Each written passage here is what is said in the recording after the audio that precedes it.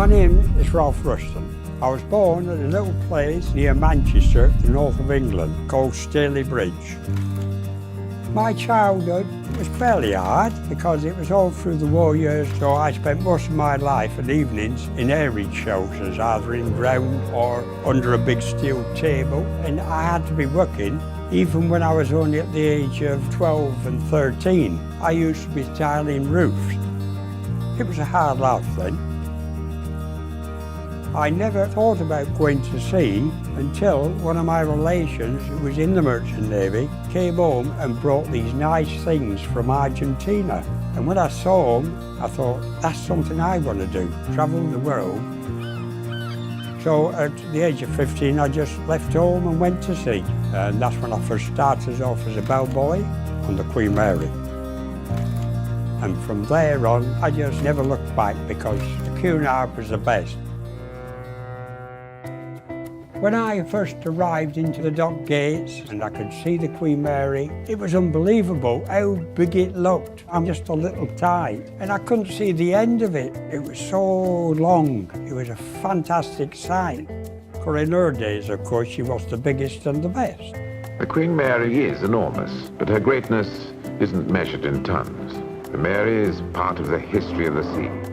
And then I went up the gangplank and signed on. My first job was a bellboy, and from bellboy I went to a commie waiter, and then a fully fledged waiter in the cabin class dining room, and then a first class waiter, but I didn't like that, so I'm back to the cabin class. But of course, in between that, I done lift man, and I even done bathroom steward.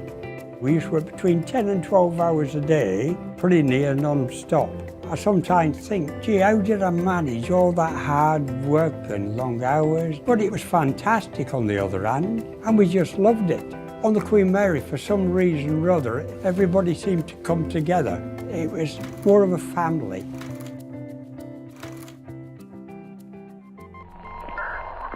Once we got a distress signal, came into the radio room. There'd been an accident on another ship, so we had to go to the rescue. Well, once they got them on board and operated on them, then they asked for volunteers to get them back to another ship, to get them back to America, because we was going to Southampton. So I volunteered, and then when we finally got him up on the other ship, we had to make our way back to the Mary. And the sea was going up and down, and you've got to come up the rope ladder, about 6 or 7 flights. And that's how we had to go until we got right up to the boat deck. And when I look down now, today, oh, it scares me just to look down, let alone to come up a rope ladder. I'd never do that again. And the funniest part about all this, I can't swim. I've never been interested. If the captain can go down with the ship, so can I.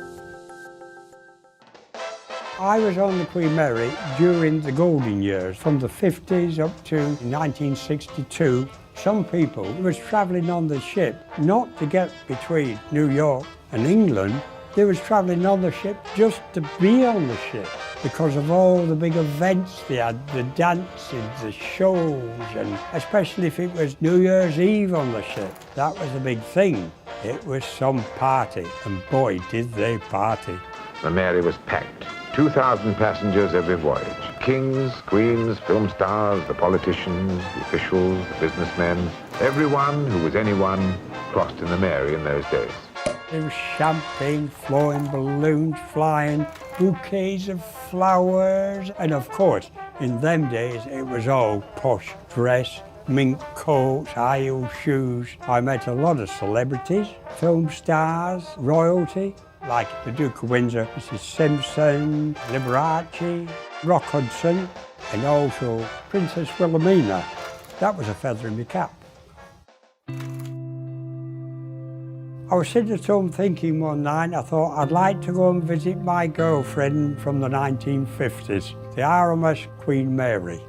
See, it was in '62 when I finally left the Merchant Navy and left the Queen Mary. And this is my first time back. And when I got here, I was treated like royalty.